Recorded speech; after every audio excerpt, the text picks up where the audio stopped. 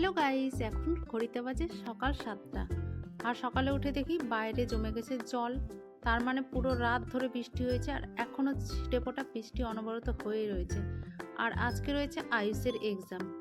আর আজকের দিনটা ছিল 28শে আগস্ট। তো এত জল দেখে তো প্রথমে ভাবলাম যে কিভাবে স্কুল নিয়ে যাব।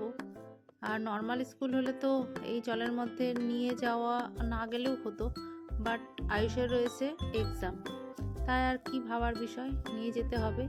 এদিকে দেখো দুধটা গরম করলাম আর ছোলার ডালটা প্রেসার কুকারে সেদ্ধ করেছিলাম, বানাবো ছোলার ডাল আর রুটি। তো এই বানিয়ে রেখে তারপরে আয়ুষকে নিয়ে বেরিয়ে পড়লাম এক্সামের জন্য। তো হ্যালো গাইস, তোমরা কেমন আছো? আশা করছি সবাই ভালো আছো, সুস্থ আছো। যে যেখান থেকে আমার ভিডিও দেখছো প্লিজ তোমরা পুরো ব্লগটা লাস্ট পর্যন্ত দেখতে থাকো, আশা করি তোমাদের ভালো লাগবে।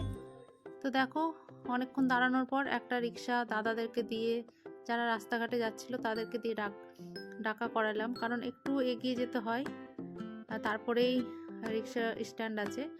তো এইভাবে করে রিক্সা ডেকে এনে স্কুল পর্যন্ত ফাইনালি পৌঁছলাম। আয়ুষ তো রেনকোট পরেছিল আর আমি ছাতা নিয়ে পেছন পেছন যাচ্ছিলাম। তারপর আমাকে রেনকোটটা খুলে এন্ট্রি নিল স্কুলে। আজকে এভাবে করে স্কুলের জার্নিটা শুরু হলো। এখনও বৃষ্টিটা অনবরত হয়ে রয়েছে। আর আমি তো স্কুল থেকে আর বাড়ি যাইনি, কারণ এতটা জল। আর এখন এক্সামের জন্য 12টা নাগাদ স্কুল ছুটি হয়ে যাচ্ছে, তাই ভাবলাম যে এখানেই থেকে যাই। আর এই যে দেখতে পাচ্ছ স্কুলের বাইরে এটা ছিল চালা মতো, এখানে অনেক গার্জেনরা বসে রয়েছে আর আমিও এখানে দাঁড়িয়ে থাকলাম, কিন্তু এখানে বসার মতো পরিস্থিতি ছিল না। তাই স্কুলের পাশেই একটুখানি দূরে এখানে একটা মন্দির ছিল রাধা কৃষ্ণের, তো সেখানে তার আগের দিন জন্মাষ্টমী হয়েছিল, এখানে বসার ব্যবস্থা ছিল, গুণকীর্তন হচ্ছিল ভগবানের। তাই এখানেই ভগবানের কীর্তন শুনলাম আর ঠাকুর দর্শন করে এখানেই বসে রইলাম, কারণ 2 ঘন্টা মতো কোথায় বা বসবো, জলের মধ্যে অনবরত বৃষ্টি হয়ে রয়েছে বাইরে।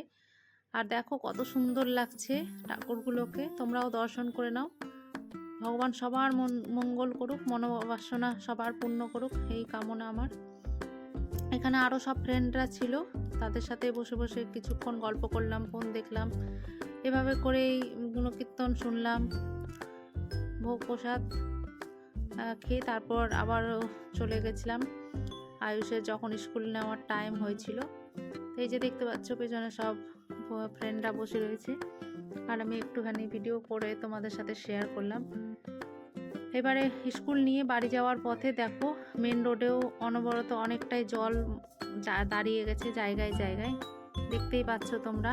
আর এখানে এসে পৌঁছে গেছি আমাদের রাস্তায়, আর এখানেও দেখো কিছু কিছু জায়গায় জল জমে রয়েছে।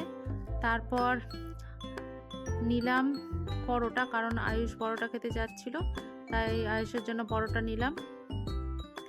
এবারে বাড়ির উদ্দেশ্যে রওনা দিলাম রিক্সাতে করে। তো দেখতেই পাচ্ছ নিচে জল আর এদিকে স্কুলের গাড়ি সব যাচ্ছে, আর দেখতেই পাচ্ছ জল দিয়ে পেরোচ্ছি। আর রিক্সাতে বসেছিলাম, ভয় করছিল, কারণ টোটো ছিল না। অনেকক্ষণ দাঁড়ানোর পর এই রিক্সাটা পেলাম। কি জানি আজকে টোটোগুলো যে কি প্রবলেম হয়েছে। তো দেখো কতটাই না জল হয়েছে আমাদের এই দিকটায়, এখন তো জল যাওয়ার নামই নেই, যাবে না। আর জানি না কখন জলটা নামবে, বেশ অনেক জল হয়ে যায় এখানে। একটুখানি আধা ঘন্টা নাগাদ বৃষ্টি হলেই 10-15 মিনিটেই জলটা দাঁড়িয়ে যায়।